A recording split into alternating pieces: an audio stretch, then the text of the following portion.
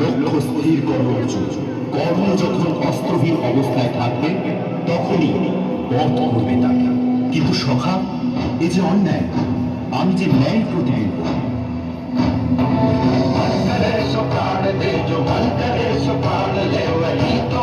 सर्वशक्तिमान है, विश्व की पुकार है, ये भागवत का सार है कि युद्ध ही तो वीर का प्रमाण है।